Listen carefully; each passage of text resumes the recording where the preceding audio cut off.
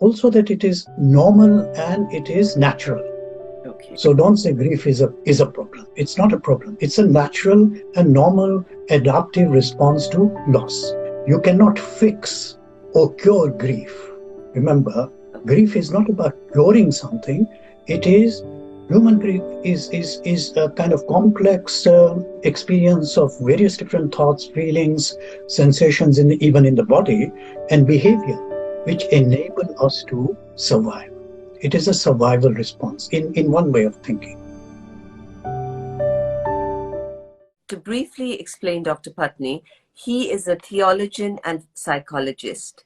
He holds 3 master's degrees and has a doctorate in yoga psychology. And you also tutor at the Oxford Centre for Hindu Studies. And he has a stellar CV. He works as a counselor and psychotherapist, assisting people to regain well-being and resilience.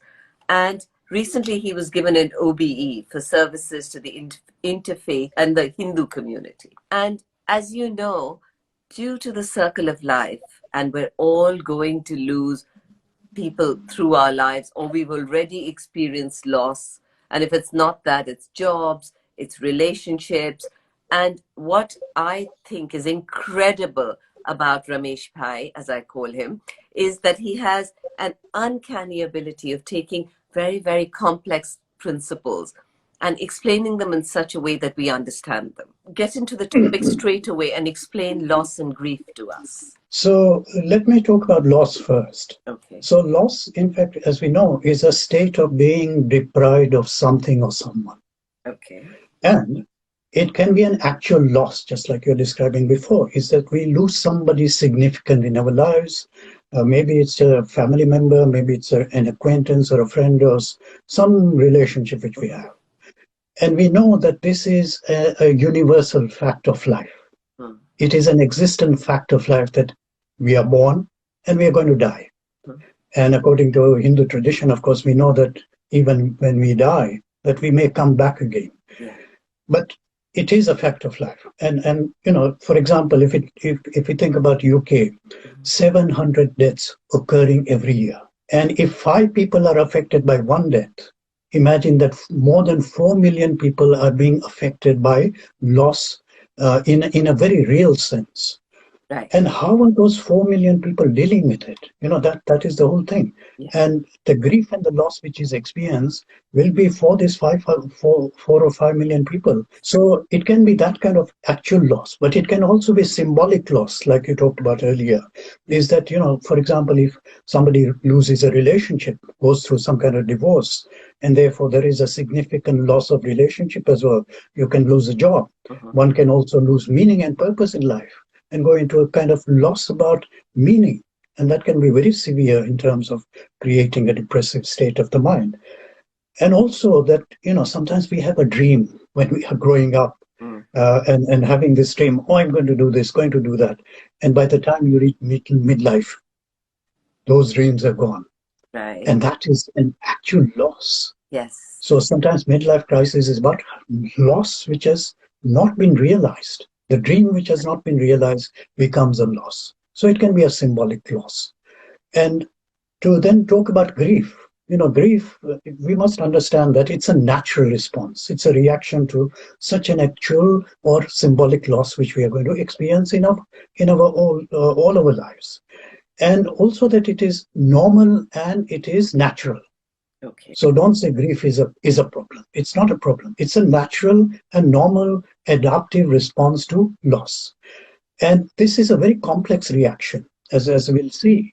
And the thing to understand, Anshu, is that you cannot fix or cure grief. Remember, grief is not about curing something. It is human grief is a kind of complex experience of various different thoughts, feelings, sensations even in the body and behavior, which enable us to survive. It is a survival response in one way of thinking.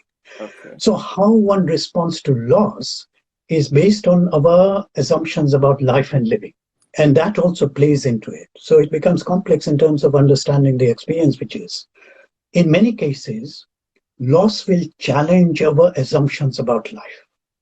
And how we are able to deal with, that challenge of loss will actually experienced as grief in our life. Assume that this relationship was wonderful, it's going to last forever, nothing is going to happen to it, and I have this firm belief and a certain attitude in my mind.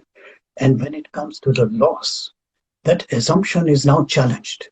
That belief is now challenged. Yes. And when that belief kind of hits the challenge of the reality of the situation, this is when we start experiencing loss, we start experiencing the grief response. Grief.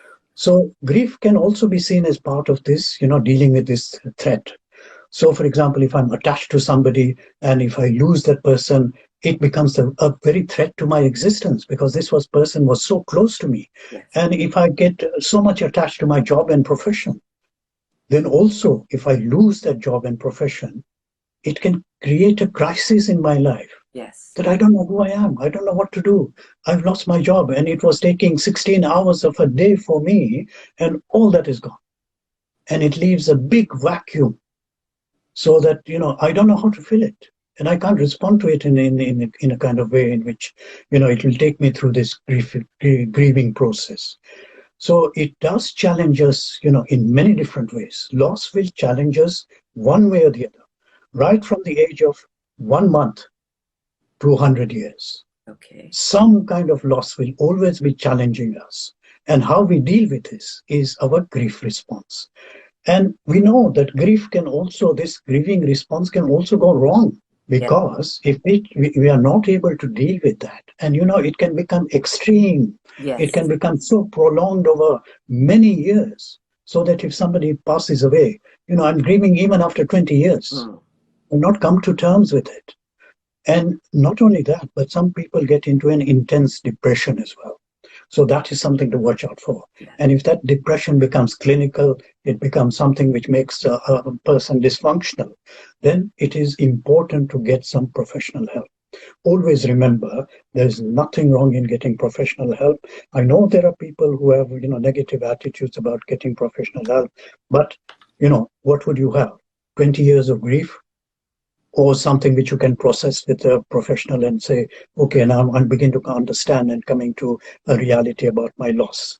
So that's also important to understand. So Ramesh, when you talk about professional help, sorry to interrupt, are you talking about medical or non-medical are you professional? So, yes. So I mean a holistic way of looking at this. So if I need to go to the GP, yes, I will go to the GP. The GP may kind of examine me physically and ask me questions. Then he will refer me to a psychotherapist or a counselor and say, get some kind of mental health support. Because, you're going through this grieving process. Is affecting you so much, you have to kind of try and do something about it. Okay. Remember, there are some myths about grief as well. So one of the myths is that time is going to heal. Actually, time doesn't heal. What heals is how you actually play your part in time. You see what I mean? Mm-hmm. So time can keep on going on, but you're not doing anything about it. Okay. But if you play your part in time, then time will begin to heal. Okay. And also sometimes people think, oh, this person is crying so much, is not able to deal with this grief. Actually, that is the normal expression of loss and grief. So somebody crying away means that, that response is coming. This response is coming, and please allow that person to cry, be present for them, be there with them, and, and to help them to take those that grief and loss into this kind of expression. So it is important to remember some of these things about grief. So that is loss and grief. That's quite a lot to process. But what are the different stages in loss and grief? How do we deal with them at different ages of our lives? So, yes. So there is, we can understand it in this way. So first of all, to know that, we can see that there are 4 different components of grief. Okay. So on the one hand, there is a physical component. So, you can have symptoms like lack of energy. I don't feel like doing anything. There is stomachache, health effects such as reduced immunity as well. So physical effects are there. Mm-hmm. Secondly, psychological effects, that all kinds of sadness, feelings will come about. Sometimes screaming rage can also come about. Right. Guilt and shame can be experienced. And this also has got a cultural element as well, that how we, acknowledge grief and how we kind of express grief. So that is one part of it. Second part of it. The third part is that, there is a kind of psychological disturbance of thought processes as well. So there's the emotional component and there's a thinking component. So you may not be able to concentrate. You can kind of keep on, having lack of motivation. You feel as if you're feeling numb. That is also there.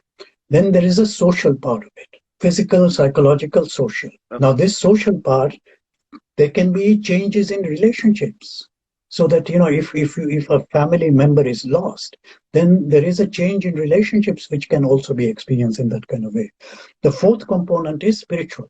Okay. So sometimes even that spiritual element comes into it. And it can either, be in a negative way, whereby we lose faith in God because God has taken away this thing from me, has taken away this person from me. Yes. Or it can be something positive because, I've got this faith which holds me. And this faith which is going to hold me is going to help me through this grieving process. So stages of grief. Okay. There are actually identified 5 stages of grief. Okay. So the first stage is that people actually say, no, this can't be happening to me. No, it cannot be true. This person has passed away. So there is a kind of disbelief and denial. That's the first stage. Okay. It may not last very long, but definitely it is going to be there. Oh my God, this has happened. I can't believe it. I can't believe it. That's what we start saying. Okay. And then anger. Why did this have to happen to me? Yeah. Anger. Yeah. This is a way in which, we start kind of striking out to people and everything else and say, why did these people not do this? And this loss was because of this person and that person and so on and so on. Okay. So anger comes to it. That is the second part of it. The third is that we start now negotiating, bargaining. And this mood disturbance, sadness, everything starts coming about. There is a kind of depression, numbness, and finally the person begins to realize that this loss is actually real. Okay. And this negotiation is taking place. Then the fourth stage is whereby slowly you get into a lower and lower mood, depressive mood disturbance, which is, kind of taking on the full impact of this loss. Okay. And finally, slowly, the person begins to adjust, becomes more realistic about it, and accepts and begins to look towards the future rather than the loss which has just been experienced.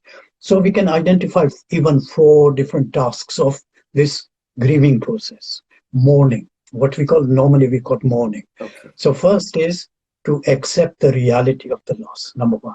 Okay. Number 2 is to work through the pain and grief. To work through means process, keep on processing.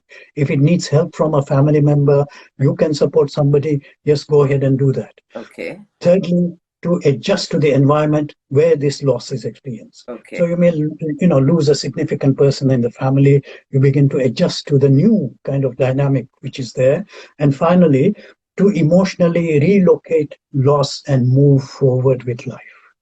Okay. And emotionally coming to terms with it allows us to look into towards the future rather than regretting and kind of mourning the loss which has happened. So these are the 4 things everybody has to do in order to kind of come to terms with grief. Is it affected by age? Yes. It will be affected by age. So, to kind of think about that, if a child experiences loss, for example, if a 3 or 5-year-old child loses a pet. And I remember, that my daughter lost the hamster. Right. And she was grieving so much. And I wait to hold her and say, okay, now, this is the normal thing. So try to normalize it. To say, this is what happens all over the place. This is going to happen to you. Right. And remember that we have to treat this hamster with some dignity. Yeah. Let's go and kind of do something about it. We can go and bury it somewhere and so on and so on. So going through the process in a systematic way, in a very supportive way, sensitive way, being present to the child.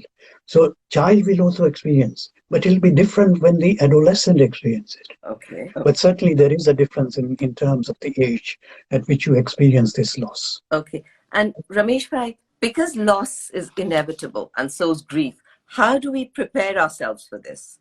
Can you give us some tools and techniques? I think the first thing to remember is, there is not absolute preparation for grief. Yes. You cannot absolutely prepare for grief. Okay, there are, people who say that, yes, you can become so resilient that you can, be able to deal with grief. Yes. But for majority of the people, it is difficult. But there are two main approaches we can think about. Number one is that, research is showing that people who are proactive in coping with change will be able to deal much more better with grief and loss. That's number one. Okay. Number two is people who are naturally resilient. Resilience means that, the capacity to spring back into a normal kind of way of functioning. Now, that resilience can also be developed. It doesn't mean that resilience comes either it is there or not there. So two things. Number one, proactive coping skills. This we can learn. Okay. So how do we learn coping skills? Number one is that you can learn it as a problem-based coping skill. So look at things as a problem and say, what is the solution if I treat this as a problem? So, for example, if I say, I've lost my job, and I see that as a problem to be solved, then I begin to start thinking of it in a more positive way, that it is a solution-focused approach. Okay. And if I take that, then it allows me to open up possibilities as to how I can have the cope with this loss. Okay. Number two is that emotion-based. So one is problem-based coping, which means that I learn to see how things they are objectively, approaching problems and to solving them, naming and exploring problems, finding out the possible solutions, and then seeing what is the best optimal solution for that. Okay. Emotion-based means that, you're practicing your kind of mindfulness, and that becomes an excellent skill for, dealing with this kind of emotional upheaval which takes place. Learning how to hold and process emotions. And self-acceptance is one very important part of emotional coping skill. If you're able to accept yourself and accept who you are and what your capacities are, and self-compassion goes with that as well. Self-acceptance, self-compassion, cultivating optimism, learning how to, self-care, knowing how to relax, using those breathing techniques, even yoga exercises, even using art. I know that you are in art. Yes. And you know that art can itself become a very therapeutic tool. Yes. For processing our emotions. So use any means which can kind of begin to take you towards processing that kind of emotional way. The other thing is how to build resilience. Now that takes a bit of time. Okay. And I think that, we're talking about different ages and different stages. If we begin to make our children to be more resilient as they grow up, the resilience is what? It's the capacity to deal with challenges in life. And the larger the capacity, the bigger the resilience you have. So that you immediately kind of stand up and start going. So now, how do we build resilience? Number one, finding meaning and purpose in life. If our vision is clear, this is my meaning, this is my purpose in life, I will know what to do every moment. Because everything is then related and connected to that higher purpose, or whatever purpose we kind of develop in our life. Okay. Number two, cultivating positive self-belief. Okay. Cultivating positive self-belief, which I know that I am this person, and I am this person who is able to deal with it. I have belief in myself. That's number two. Number three, understand, accept, and embrace change. Some people are not wanting to understand or not embracing change. If they learn how to embrace change and cultivate that kind of capacity to embrace change, they become much more resilient, because change, it is going to come. I know how to deal with it. Number four, creating an optimistic mindset. Create a mindset which is always going to look towards positive things and things, okay, this is the worst thing that's happened. Let me look for something which is going to look at a perspective which is optimistic. Yes. Number five, cultivating and maintaining self-regulation. In other words, that I'm able to process my emotion, I'm able to process my thoughts, and I do it in the most efficient manner. If I'm able to do that, wonderful. You can immediately start bouncing back. And the next one is also very important. Establish a wide and strong social support system. Okay. not only within the family, extended family, but friends. Having a network of friends can be so beneficial Yes. in terms of giving that support whenever we experience that loss. The stronger the network, the more resilient you become. Okay. Okay. And the last one, Yes. keep learning and practicing this coping skill, which I just mentioned, problem solving based Yes. and emotional regulation based. Yes. And if you can kind of do that as a package, coping skills, resilience, develop and keep on developing, then it will be able to help us. Now, Ramesh Bhai, I'm going to very quickly ask you the last question. How can we prepare others for this? And at what age should we start working with our children? So let me answer the question about children. So, for example, between 3 and 6 years, as I was saying, they get very frightened. They get frightened of loss, and they have difficulty in focusing. Sometimes they withdraw, they become subdued, and they also can become kind of very aggressive as well. Yes. So here are a couple of kind of pointers toward that. Explaining loss to them and change in very simple terms, even through stories. There are many beautiful children's stories which explain about loss and grief. So, to kind of tell them in their own kind of way, understanding, explain that to them. Number two, answering the question openly and honestly. Don't try to deny, don't try to brush it away, but be honest, be open to them and tell them, yes, this is it. This is how it works. This is what you're going to experience. Don't get frightened, but here's a way of dealing with that kind of fear. Assuring children that their own security is going to be there even if they face any kind of change. Okay. So in other words, I'm here for you. You don't have to kind of be insecure about this loss and change which you are experiencing. I'm here for you. We are all here for you. We are going to support you, and so on and so on. And finally, to encourage also the mastery of this emotional and cognitive regulation. Okay. As much as we can kind of make them understand. Okay, if you feel frightened, here's what you do. Take a deep breath, keep on breathing, focus on your breathing, and just let go of your tension and anxiety. So they become more confident in dealing with loss, dealing with change. Thank you. That was a lot. I'm going to go over this about 3 or 4 times. Thank you for listening to this chat. If you enjoyed it, please subscribe to this page. Please subscribe to our podcast on Apple and Spotify, Wellness Curated, and follow us on Instagram, Wellness Curated, the number 1. Thank you.